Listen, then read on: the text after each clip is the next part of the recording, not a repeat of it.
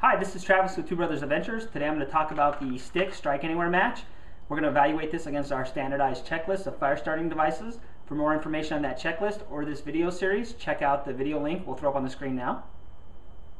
The Strike Anywhere match, as they're not as available now as they used to be. They're a little bit harder to find, but when you can find them, this is a pretty standard match that a lot of people like to carry because of the ability to strike anywhere. You can pull them out of this and put them in different match holders and things like that, and it gives you some versatility of not having to have the whole package.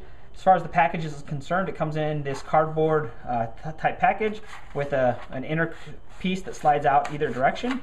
Has a piece of cardboard in here that keeps the matches orientated in the correct direction when it's in the package, and it has a striker on either side of the package. As far as package weight, again, most people won't carry this whole package, but as a whole, this package weighs 2.7 ounces. As far as cost, typically nowadays when you find these, they're sold individually. We bought this individual pack. It cost us $1.29. For the 250 matches that are in here, that works out to be 0.005 cents per match. Overview of how they work: you simply pull one out. They have a separate tip, the white tip on these. Some others have different colors, but that's what allows them to be strike anywhere. So the material at the end gives them the ability to strike anywhere. You can either strike them on the box, on the striker, or any kind of rough surface will light one of these. So like a rock.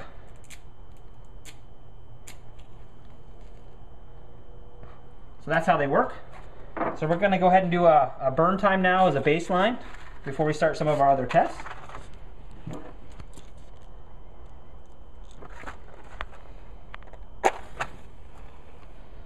So as you can see, once it burns past that first material, we have a nice big flame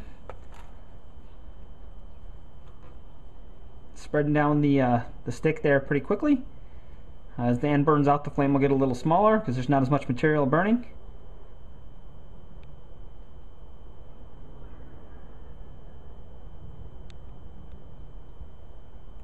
Still a pretty good flame. Coming towards the end of the material.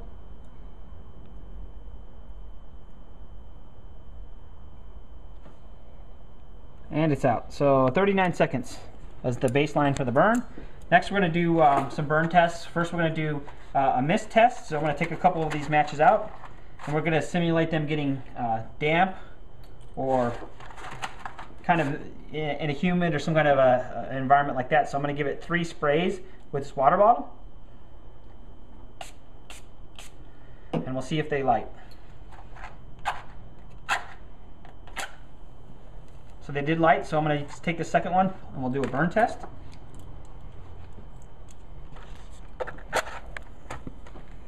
And start that. As you can see right off the beginning, the flame isn't quite as big. Now it's starting, as it's drying out, that wood is getting a little bit bigger.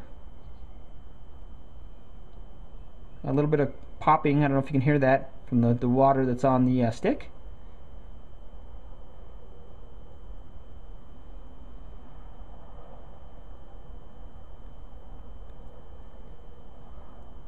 Pretty good flame going still, coming towards the end of the material.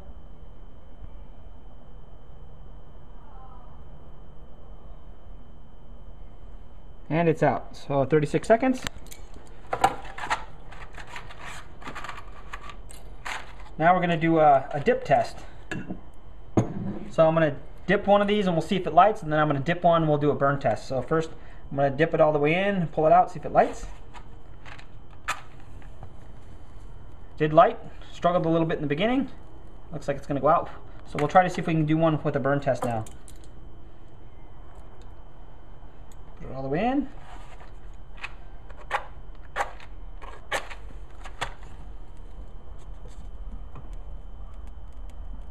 It's crackling a lot more. It's definitely a lot more damp. Flames is definitely moving very slow as it's trying to dry out that wood. The flame's definitely a lot smaller than the other 2 tests. Still a decent flame though. It's just heating up and kind of drying the wood out as it goes down. Not as big of a flame though, I don't think, as the other 2.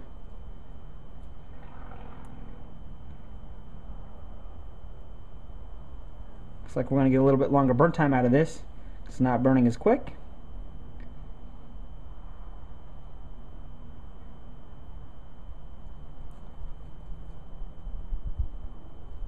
And it's out. So 50 seconds. And the last water test we're going to do, we're actually going to take a few of these and we're going to submerge them in water for 2 minutes, and then we'll pull them out and see how they behave, or if we can get them to light and if we can get them to burn. So I'm going to reset this timer and go ahead and drop these in.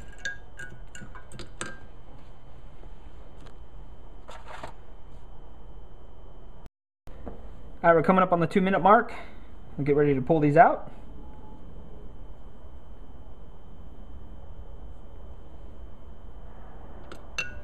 Alright, I'm going to go ahead and unclip these, shake them off, and see if we can get them to light.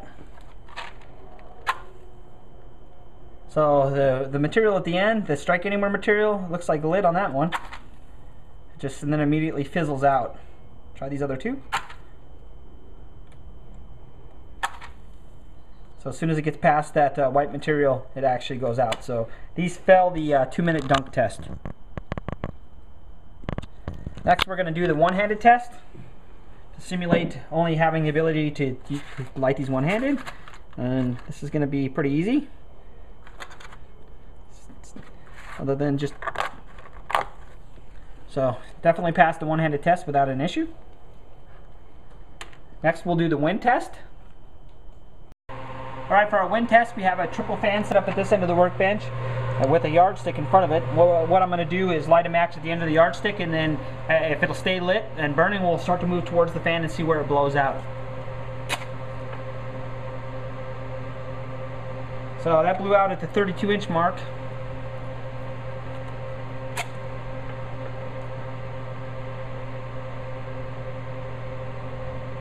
That one made it to 29.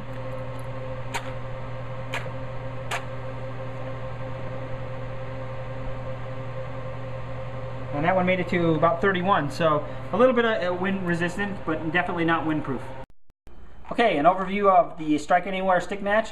A pro is that you don't have to keep them in the package, or you don't have to have the package to be able to use them. You can strike them on any kind of rough surface, which is definitely a plus.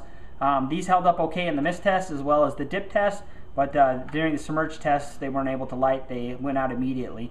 As well as in the wind test, they weren't very windproof. But definitely a good standby match for just general outdoor use.